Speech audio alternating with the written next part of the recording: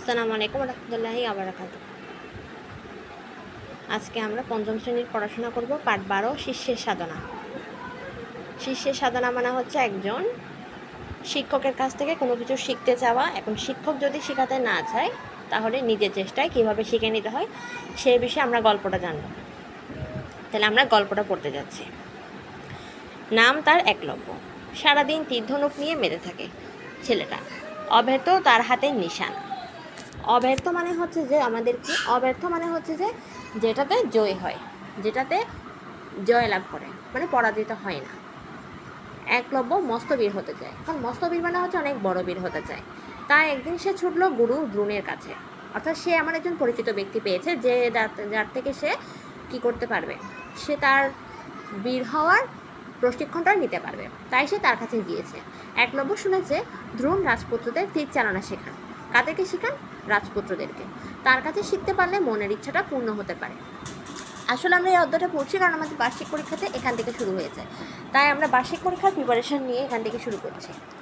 এখন এটা মাদ্রাসায় হলে বার্ষিক পরীক্ষা হচ্ছে, যাদের প্রাথমিক বিদ্যালয়ে প্রথম অর্ধবার্ষিক আর বার্ষিক পরীক্ষা মিলার হয় তাদের এখান থেকে শুরু হচ্ছে, আর দ্বিতীয় সাময়িক হলে তাদের অন্য ইয়া থেকে শুরু হচ্ছে, সেটা আমার জানা নেই। তবে আমি অর্ধবার্ষিক আর বার্ষিক পরীক্ষা মিলে এখান থেকে পড়াচ্ছি। যাই হোক, এখন পড়ায় মন ফিরে যায়। তাহলে সাহসে বুক বেঁধে একলব্য ঢুকে পড়লো কোথায়? রাজবাড়ির মাঠে। সেখানে রাজপুত্ররা ধনুক থেকে তীর ছোড়ার অনুশীলন করছে। তাদের গুরু দ্রোণ একদিকে বসে আছে, অর্থাৎ শিক্ষক একদিকে বসে আছে ওদেরকে শিখিয়ে দিয়ে, আর বাকিরা ওদের প্রশিক্ষণ করছে, তারা প্র্যাকটিস করছে। একলব্য দাঁড়িয়ে দাঁড়িয়ে তাদের তীর ছোড়া দেখতে থাকলো। তীর ছোড়া তার সাহস হলো না গুরুর কাছে যেতে।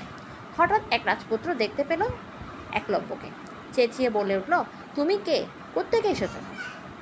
একলব্য চুপ করে থাকলো। এবার দ্রোণ তাকে কাছে ডাকলেন, বললেন, কে তুমি? কী চাও এখানে? একলব্য কাছে এসে বলল, আমি এক শিকারীর ছেলে, আমার নাম একলব্য। দ্রোণ ভুরু কুঁচকে জিজ্ঞেস করলেন, তা এখানে কেন? ভয়ে ভয়ে একলব্য বলল, আমি আপনার কাছে তীর চালনা শিখতে চাই। বিরক্ত মুখে দ্রোণ বললেন, শুনো বাছা, আমি শুধু রাজকুমারদের শেখাই, তুমি ফিরে যাও। একলব্যের মুখ কালো হয়ে গেল। সে মলিন মুখে সেখান থেকে চলে এলো। তারপর ভাবলো এখন থেকে সে নিজেই তীর চালনার অনুশীলন করবে। তারপর অনেক বছর কেটে গেল। রাজপুত্ররা অনেক বড় হয়েছে, তীর-ধনুক চালনার পারদর্শী হয়ে উঠেছে সবাই। দ্রোণ একদিন তাদের পরীক্ষা নিতে বনে এলেন। কী করলেন? পরীক্ষা নিতে। অর্থাৎ আমরা তো আমাদের পড়াশোনায় যে করতেছি, এই যেমন আমরা অর্ধবার্ষিক পরীক্ষা দিয়েছি, তাহলে আমাদের রেজাল্ট এসেছে, রেজাল্ট দিয়েছে, তো তারপর হচ্ছে কি আমাদের বার্ষিক পরীক্ষা হবে। বার্ষিক পরীক্ষার পড়াশোনাগুলো আমাদেরকে আগে করতে হবে। পড়াশোনা করার শেষে তারপরে আমরা জানতে পারবো যে কি আমাদের রেজাল্টটা কেমন হয়েছে। তারপর আমরা পরবর্তী 6-এর ধাপে যেতে পারবো।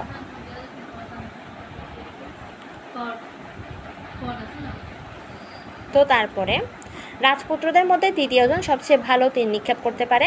সে একটা হরিণ দেখে তার পিছন পিছন ছুটতে লাগলো, কিন্তু হঠাৎ হরিণটা চোখের আড়াল হয়ে গেল। রাজপুত্র সেখানেই দাঁড়িয়ে থাকলো। তার সঙ্গে ছিল একটা শিকারী কুকুর, অর্থাৎ তার বন্ধু ছিল কুকুর। আমাদের সবার যেমন প্রত্যেকের বন্ধু থাকে, তেমনি রাজপুত্রদের কিছু বন্ধু থাকে, প্রাণীর মতো, পশু পাখি, বিড়াল, কুকুর, হরিণ ইত্যাদি। তাহলে কুকুরটা হরিণের পিছু ছুটলো। খানিক বাদে তৃতীয় রাজপুত্র হয়ে গেল। মানে কি, দাঁড়িয়ে গেল। তার শিকারী কুকুর ফিরে এসেছে। কীরকম ফিরে এসেছে?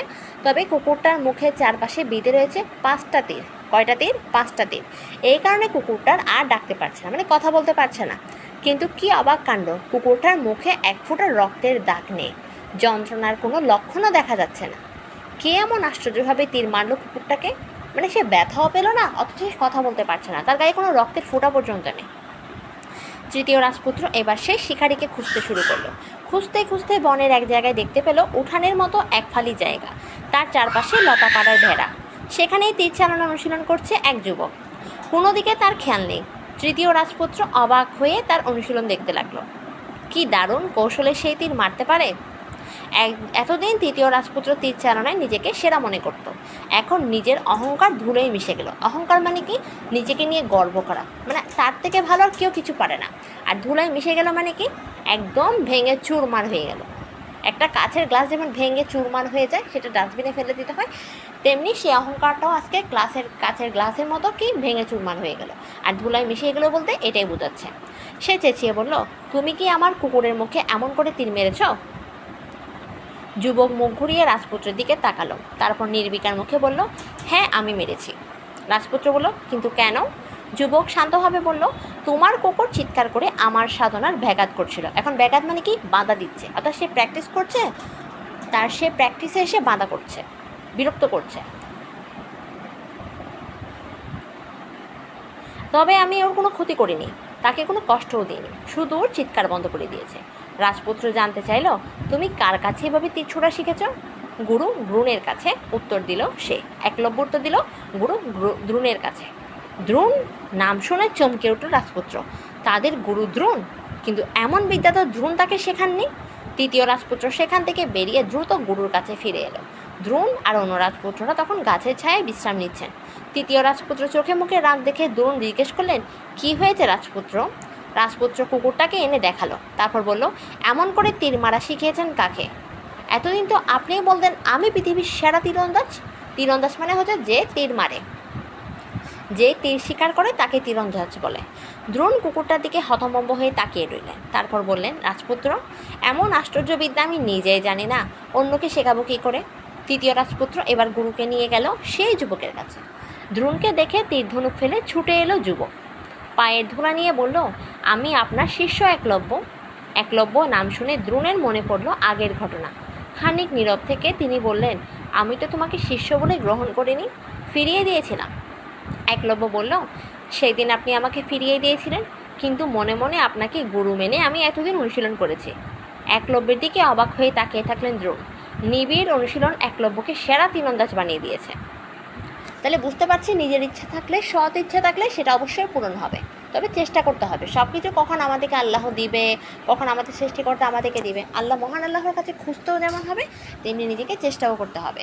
তাই ও চেষ্টা করেছে, কিন্তু কারো কাছ থেকে শিখেনি, কেউ ওকে প্রশিক্ষণও দেয়নি, নিজে নিজে শিখে নিয়েছে।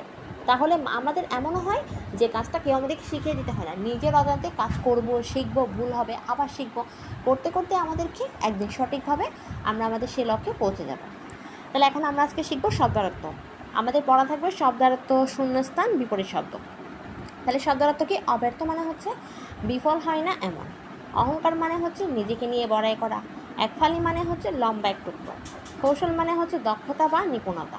চোখ কপালে উঠল, খুব অবাক হয়ে গেল। চোখ কপালে উঠো মানে চোখটা কপালে উঠে গেছে না, চোখটা কিন্তু মানে আমরা কি অবাক হয়ে গেছি। তীর চালনা, তীর ছুটছে, তীর চালনা করছে মানে তীরটা ছুঁড়ে পাচ্ছে, তীরন্দাজ। তীর ছুটতে পারদর্শী। ধুলায় মিশে যাওয়া, শেষ হয়ে যাওয়া। নিক্ষেপ, ছুঁড়ে মারা। নির্বিকার, নির্লিপ্ত, পরিবর্তনহীন, আবেগহীন। নির্বিকার, পরিবর্তনহীন অর্থাৎ যেটা পরিবর্তন হবে না। নিশানা মানে হচ্ছে লক্ষ্য বা তাক। পারদর্শী মানে কি? পারদর্শী মানে হচ্ছে দক্ষ হওয়া, অর্থাৎ যে কোনো কাজে আমরা কিন্তু দক্ষ হতে পারি, পারদর্শী এটাই। তারপর হচ্ছে ব্যাঘাত করা। ব্যাঘাত করা মানে হচ্ছে বাধা দেওয়া। লক্ষণ, লক্ষণ মানে হচ্ছে আভাস। আমার যে একটা লক্ষণ না লক্ষণ থাকবে, আমি কোথাও বাইরে বের হয়েছি, তাহলে অবশ্যই আমার কোথাও না কোথাও যাওয়া দিতে হবে, তাহলে আমাকে অবশ্যই সেই লক্ষ্যের দিকে যেতে হবে, বা আমি তাদের বাসায় যাচ্ছি। শিষ্য মানে কি? গুরুর কাছে শিক্ষা গ্রহণ করে যে তাকে শিষ্য বলে। সাধনা, চেষ্টা বা অভ্যাস। হতভম্ব মানে হচ্ছে অবাক বা হতবাক। তাহলে এখন আমরা পড়ব শূন্যস্থান। একলব্য বীর হতে চায়, কেমন বীর? একলব্য মস্ত বীর হতে চায়। দ্রোণ একদিন তাদের কী নিতে বনে এলেন? দ্রোণ একদিন তাদের পরীক্ষা নিতে বনে এলেন। কেমন নিশানা? তার হাতের নিশানা কেমন নিশানা? আশ্চর্য নিশানা। কারণ দ্রোণ বলেছে সেরকম বিদ্যা তো তাকে শিখিয়ে আশ্চর্য বিদ্যা, সেটা হচ্ছে আশ্চর্য নিশানা। তারপর হচ্ছে সে মুখে সেখান থেকে চলে এলো, সে মন খারাপ করে, মন কালো করে। তারপর তিনি ছেলেটির দিকে কিভাবে তাকিয়ে থাকলেন? ছেলেটির দিকে অবাক হয়ে তাকিয়ে থাকলেন। এখন বিপরীত শব্দ, কাছে, দূরে। মস্ত, মস্ত মানে হচ্ছে অনেক, তো মস্ত বিপরীত শব্দ হতে পারে ছোট। তারপর পারদর্শী, অপারদর্শী বা ভীতু। ভিতরে, বাইরে, আগের, পরের। তাহলে আমাদের আজকের পড়া 1 নাম্বার আর 2 নাম্বার। তো সবাই ক্লাসটি মনোযোগ দিয়ে করবে, এবং যারা ইউটিউব থেকে করছো অবশ্যই ইউটিউব চ্যানেল সাবস্ক্রাইব করবে, আর যারা ফেসবুক পেজ থেকে দেখছো তারা অবশ্যই ফেসবুক পেজটি ফলো দিয়ে রাখবে। ঠিক আছে, আল্লাহ হাফেজ।